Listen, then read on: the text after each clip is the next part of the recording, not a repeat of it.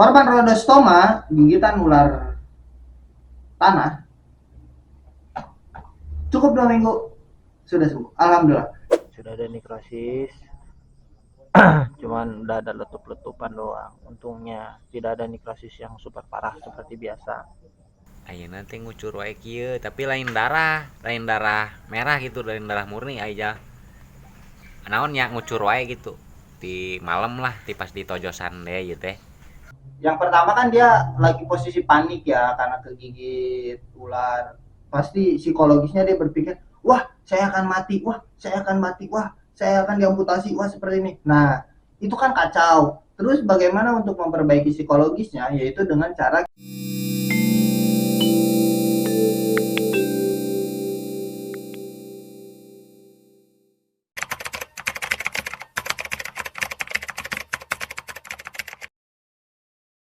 Hello, WhatsApp, Line, BBM, Facebook, welcome back man.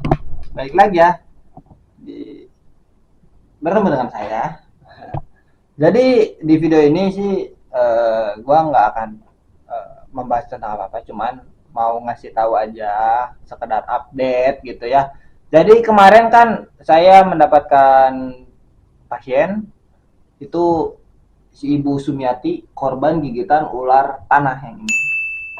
Nah, alhamdulillahnya itu sudah sembuh gitu sekarang. 2 minggu itu sudah sembuh.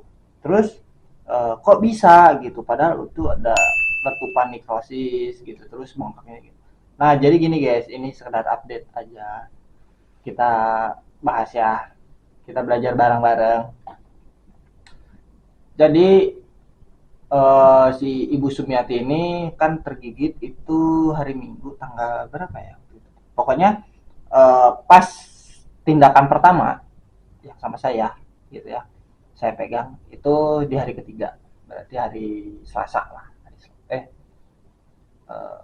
hari Rabuan gitu. Hari Rabuan malam saya datang ke sana ya. Videonya kan kalian udah pernah lihat ya, yang di yang pertama itu. Terus banyak sel getah bening yang keluar, darah merah yang keluar, terus letupan pecahannya juga sudah ini. Itu di terapi pertama. Nah, bahkan ada yang nggak nyangka juga sebenarnya, cuman ya nggak saya tangkap. Jadi sebelum saya pegang, gitu, sebelum saya terapi, itu ada dukun. Jadi ada yang apa ya? Kalau kita bahasanya ya orang yang pintar mungkin yang bahasa ya jampe-jampe begitulah, orang yang nyampe. Terus setelah saya nyampe sekitar 3 menit, ini sih sekedar bercerita aja ya. Jadi itu setelah saya datang 3 menit saya bakar rokok dulu, santai dulu sama ngobrol sama anaknya. Itu ada orang yang jampe-jampe gitu lah. Tapi 3 menit itu dia langsung cabut karena saya nyeletuk apa waktu itu tuh ya. Eh, tapi nyeletuknya tentang ini ya, tentang biologis dari gigitan ya gitu, bukan apa-apa. Biologisnya kayak, oh ini kemungkinan si darahnya namper di sini, terus sel getah beningnya di sini, nanti cek aja gini-gini sarafnya gitu-gitu. Saya bilangnya ke teman saya si Jenong yang biasa ngobatin. Itu dari pertama saya terapi di hari Rabu, 3 hari setelah pasca gigitan. Kita inilah apa namanya, kita eksekusi lah ini.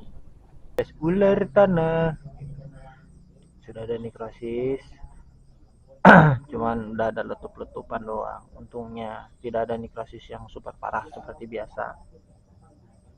Nah, ini kita terapinya begini aja dulu gitu ya.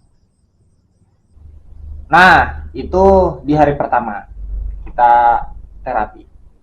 Terus di setelah saya terapi itu hari Rabu, Kamis, Jumat di hari kedua. Setelah saya terapi itu katanya saya dapat kabar si darah merahnya itu si darah merah, si sel darah getah beningnya itu yang putihnya itu dia keluar terus katanya. Dia keluar terus, nggak berhenti-berhenti.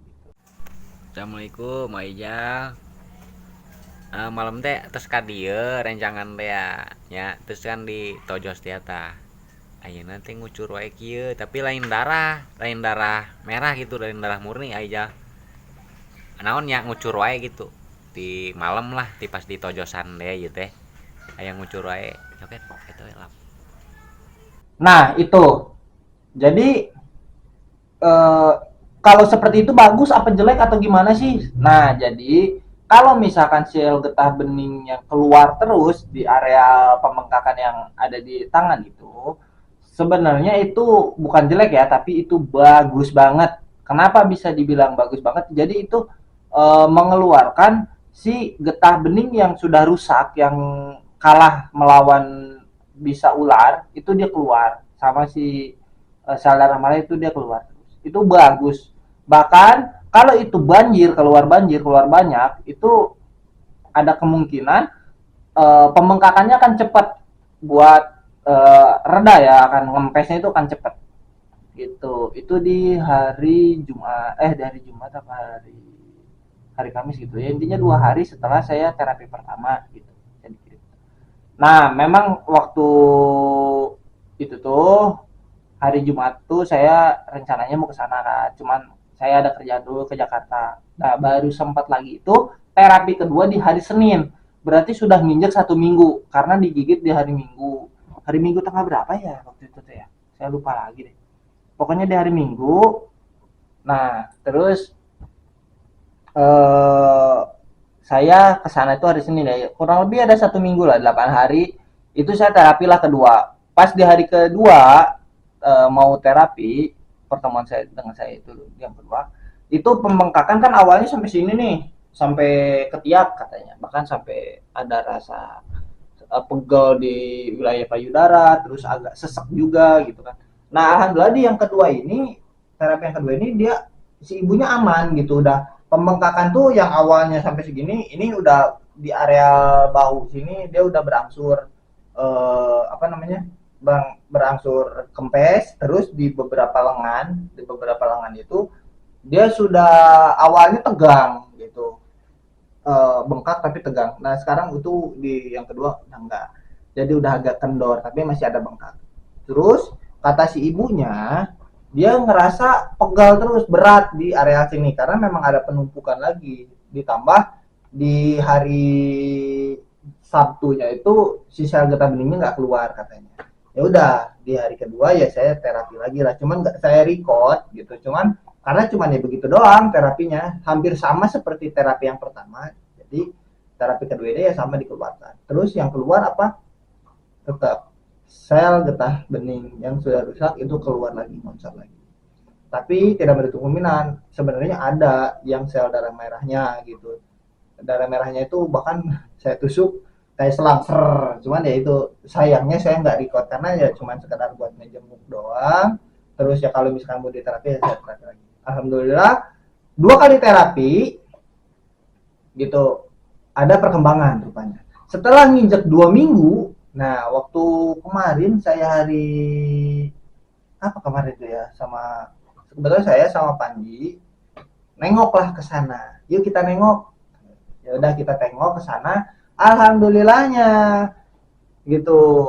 Perkembangannya langsung terlihat.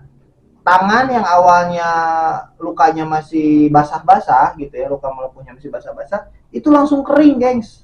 Sudah kering. Nah, ini di fotonya seperti ini ya.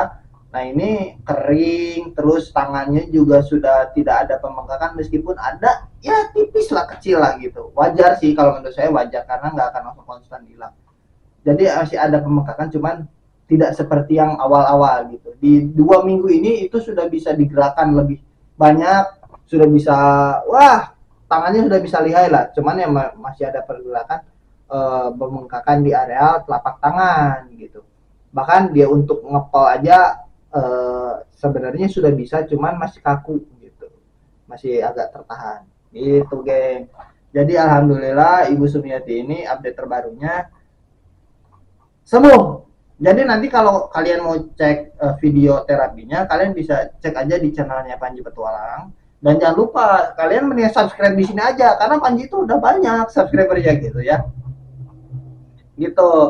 Jadi kemarin dokumentasinya ada di Panji, untuk videonya, untuk fotonya paling ada di sini aja karena kebetulan kemarin itu saya nggak nge-record juga guys gitu, cuman sekedar nganter ya, cuman sekedar terapi gini-gini aja. Rupanya alhamdulillah si ibunya sudah kembali pulih. Alhamdulillah korban rodostoma gigitan ular tanah cukup 2 minggu sudah sembuh. Alhamdulillah. Yang awalnya saya targetnya itu sampai 2 bulan, karena ini kenapa saya selalu menargetkan, Bu ini 2 bulan sembuh, Bu ini 3 bulan sembuh. Maksudnya tuh gini, biar si ibunya juga santai. Korban-korban ya, untuk korban-korban itu lebih santai lagi.